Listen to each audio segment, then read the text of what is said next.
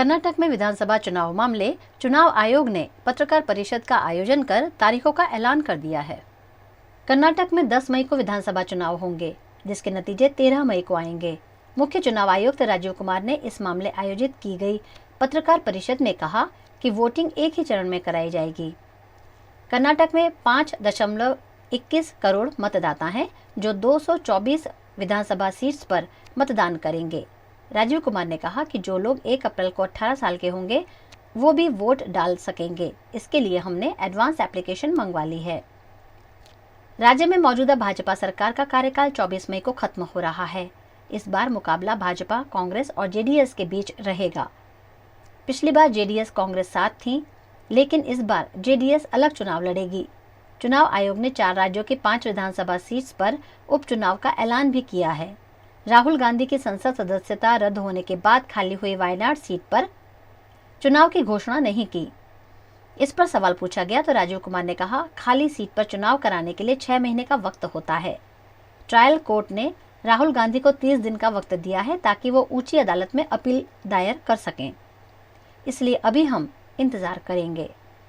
भारत देश के कुल 15 राज्यों में गोल्ड ट्रेडिंग कराने के बहाने ठगी करने वाली गैंग का पर्दाफाश करने में पुलिस को सफलता मिली है। भरूच साइबर क्राइम पुलिस ने गोल्ड ट्रेडिंग में ज्यादा रिटर्न मिलने की लालच देकर नकली वेबसाइट, नकली सिम कार्ड और नकली बैंक अकाउंट बनाकर लोगों के साथ करोड़ों की ठगी करने वाले इंटरनेशनल दुबई कनेक्शन रैकेट का पर्दाफाश किया है।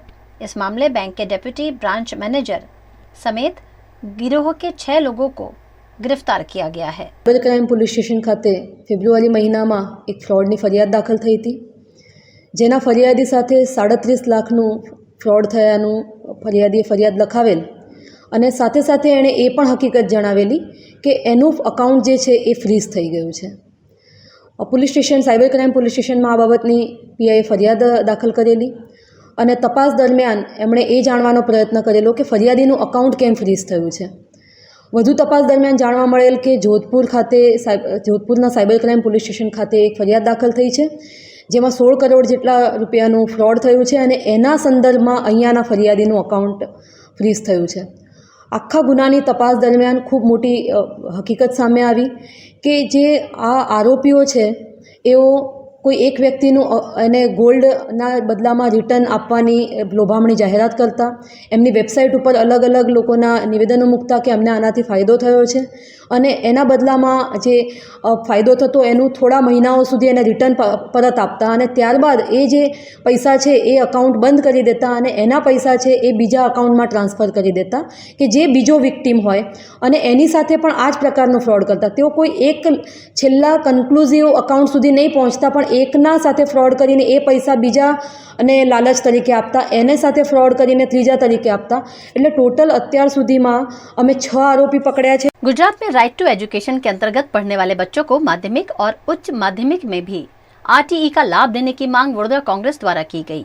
आरटीई के तहत सभी स्कूलों में 25% गरीब बच्चों को एडमिशन दिया जा रहा है, जिसमें 8वीं कक्षा तक राइट टू एजुकेशन के अंतर्गत पढ़ाई कराई जाती है। लेकिन 8वीं कक्षा के बाद छात्रों को आरटीई का लाभ नहीं मिलता है, जिस पर वडोदरा कांग्रेस ने शिक्षा विभाग का ध्यान आकर्षण कराते हुए माध्यमिक और उच्च माध्यमिक में भी आरटीई के लाभ देने की मांग की गई है।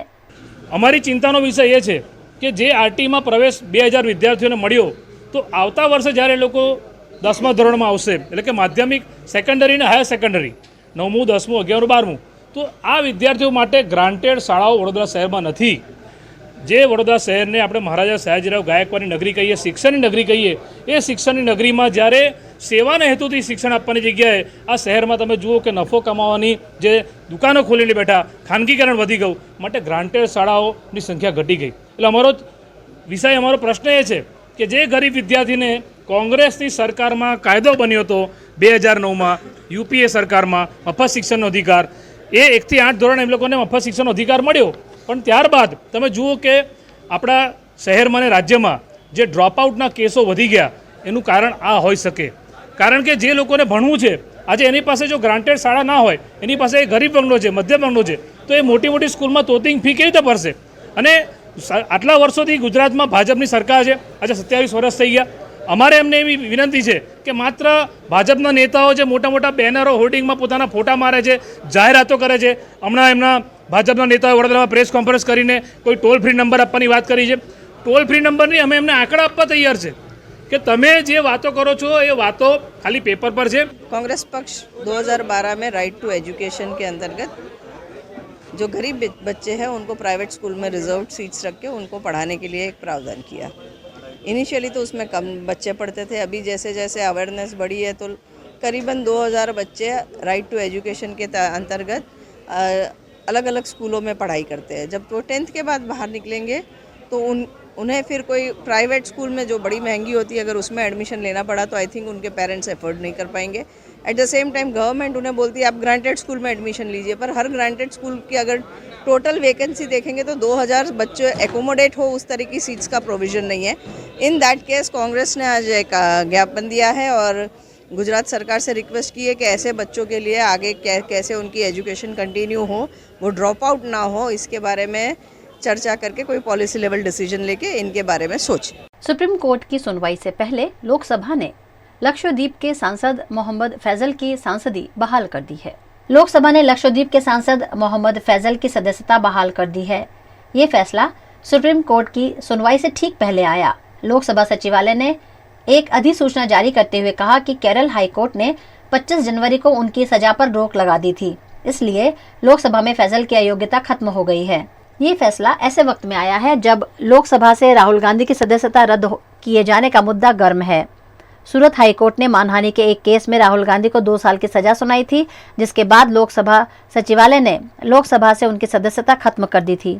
लोकसभा सचिवालय के फैसले के बाद सांसद फैजल ने कहा, मेरी सदस्यता बहाल करने में की गई देरी को सही नहीं ठहराया जा सकता.